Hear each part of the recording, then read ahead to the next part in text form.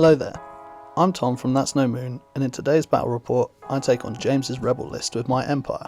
James's list comes in at 799 points, with a rebel officer with vigilance, Mando with up close and personal, his jetpack, Din's flame projector and the Beskar spear, Sabine Wren with up close and personal, electro grappling line, the combat shield and the darksaber, Clan Wren with Ursa and Tristan Wren with jetpack rockets, and a squad of Mandalorian resistance with offensive push and jetpack rockets.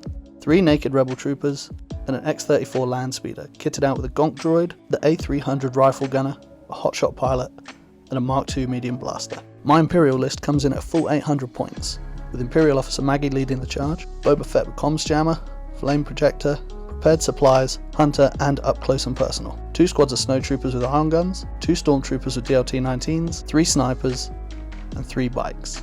As James is the blue player, we use his battle deck, and we end up on key positions, major offensive, and clear conditions.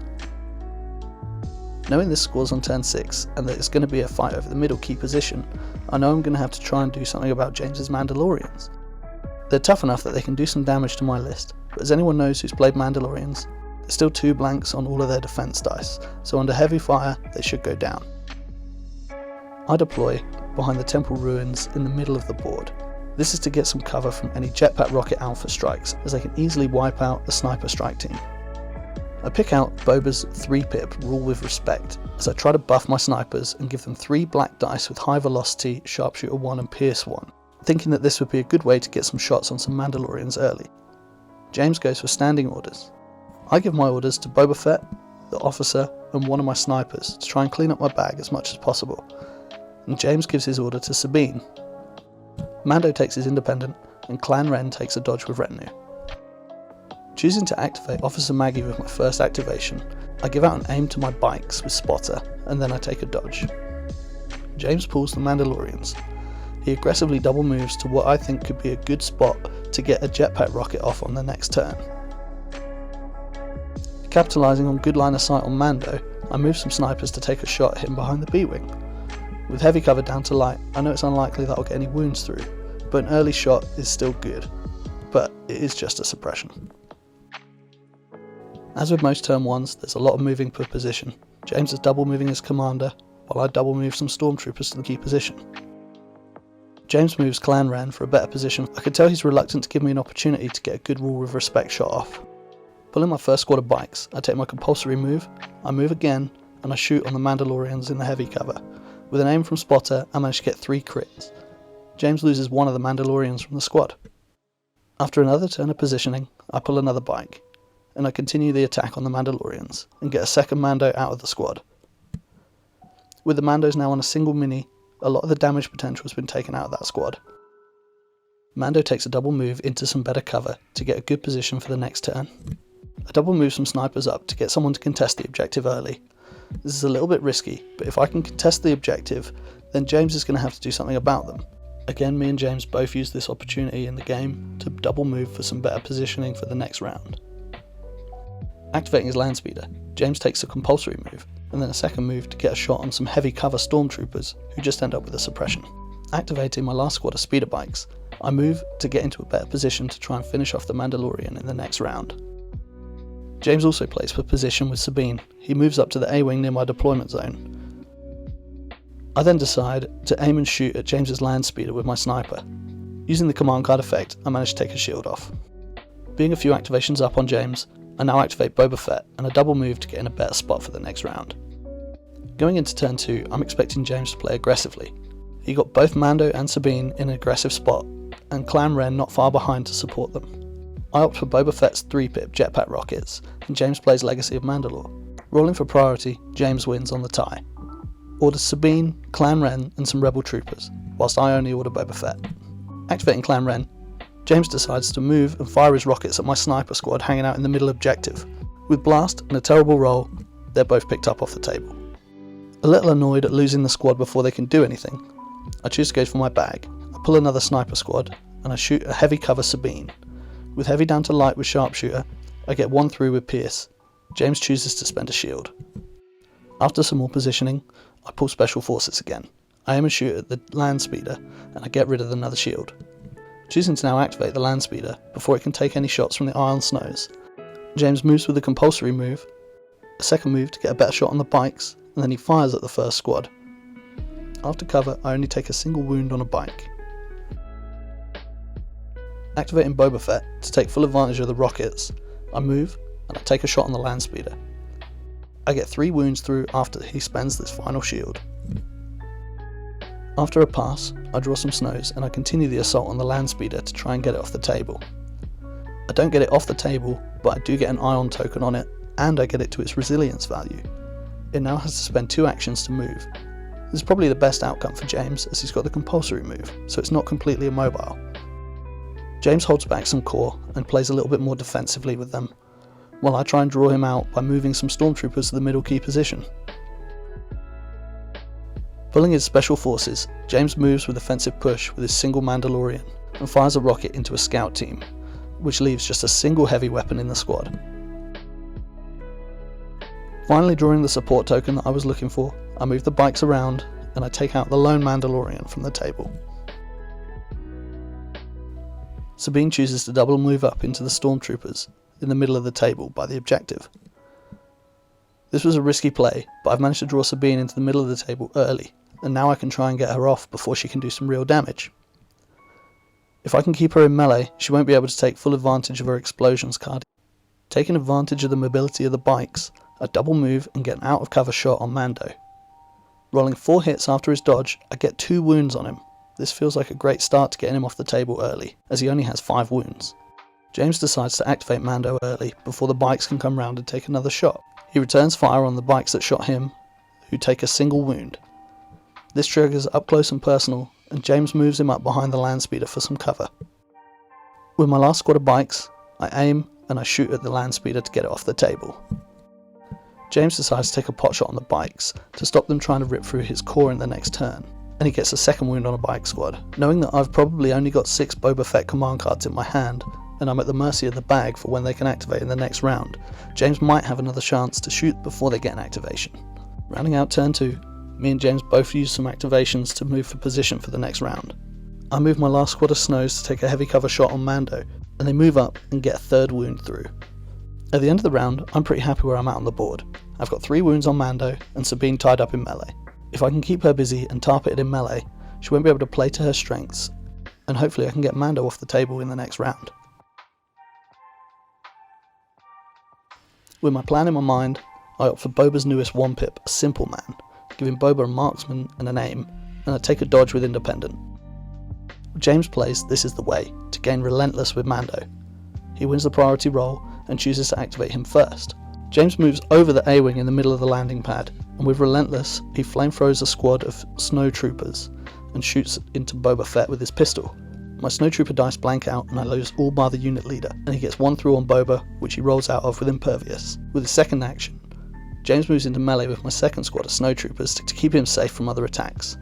Pulling a bike squad from the bag, I move, aim and shoot at James's commander to try and take his back courage bubble off the table. Only getting 2 through, he takes a single wound.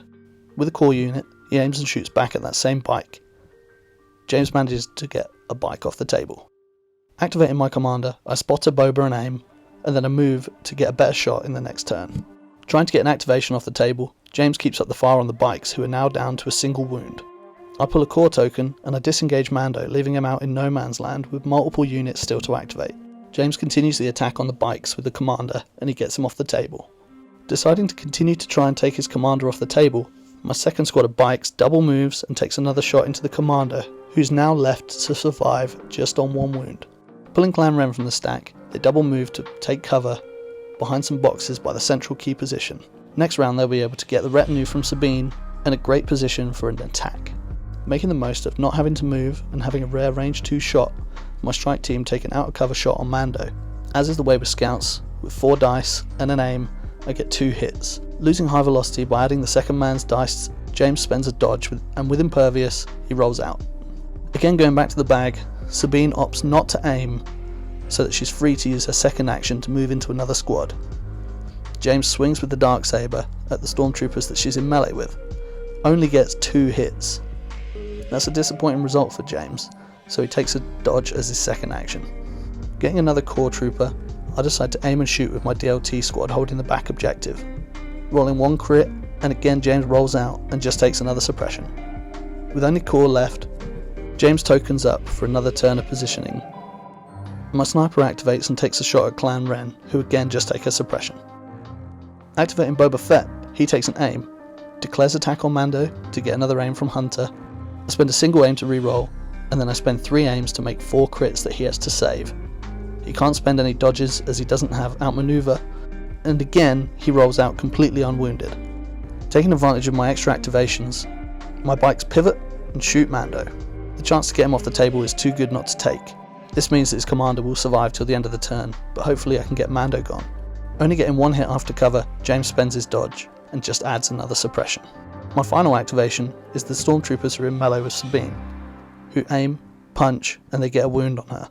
It's not as productive a round as I'd have liked, and I wanted to get Mando off the table, but it could have been a lot worse. Looking at my command cards, I can potentially panic Mando with Whipcord in the next turn.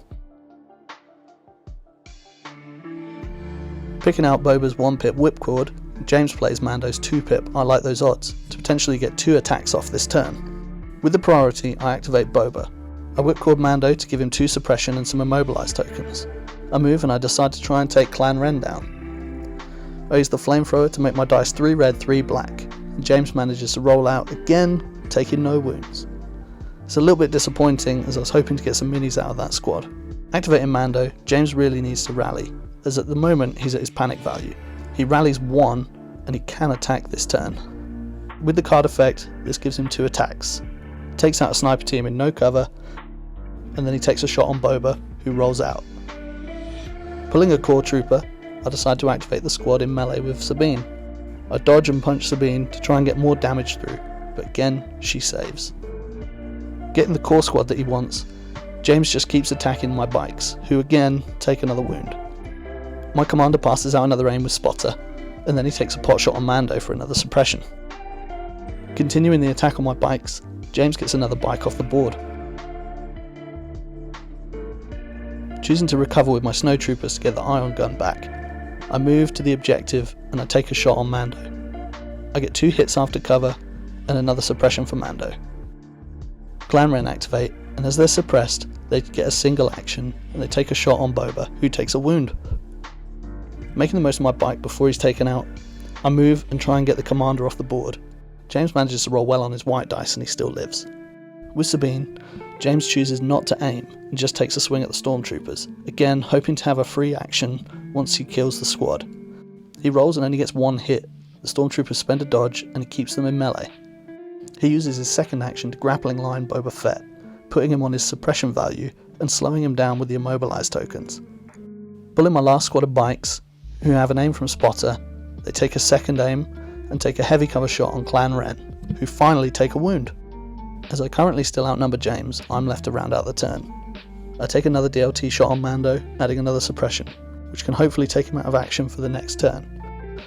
I double move a single trooper in to join Sabine in melee, who's now contesting the objective.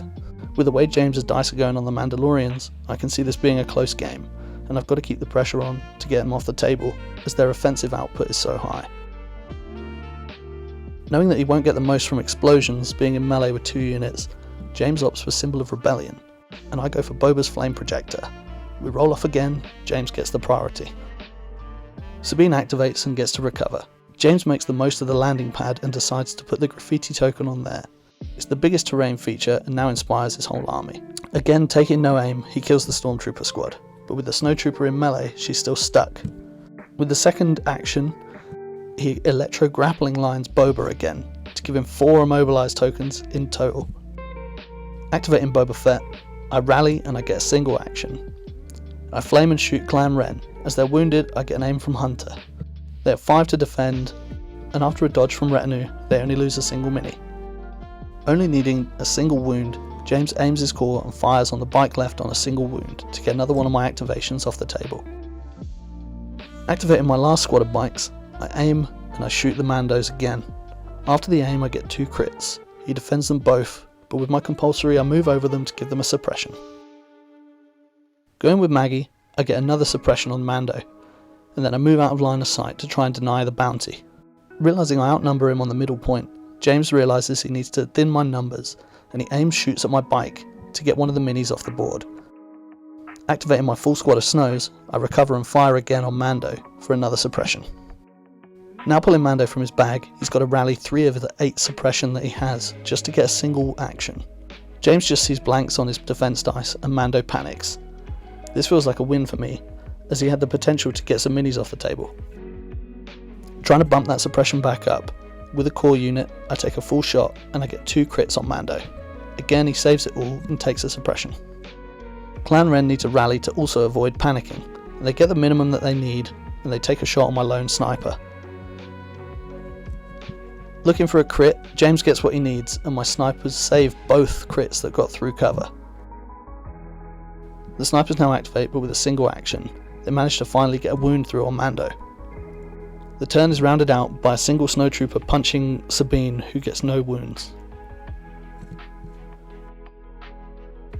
Going into the last turn of the game, I only have Boba's 2-pip making his way in the galaxy, and James has Sabine's 1-pip explosions, as well as Mando's 3-pip whistling birds. James plays explosions, which is more for priority than the card effect, as she's tied up in melee. With the priority on his side, James activates Clan Wren from the bag. They move up to the landing pad and get a shot on the lone sniper, getting another activation out of the game. Activating Boba Fett before he gets immobilized, he moves into melee with Sabine and touches the objective. He then attacks Clan Wren and Sabine for a total of no wounds to anyone with the command card. Back to the bag, James pulls out a core, who move and take a pot shot on the last bike that's left. This bike is massively important, as I can get it to the objective and outnumber James. He deals a wound to the single bike, leaving him with just 2 hits left. With my full squad of snows, I move to make a wall around the objective to try and stop Mando from scoring, and I take a shot on him. After covering a dodge, he only has 2 to defend. He saves everything and just takes another suppression.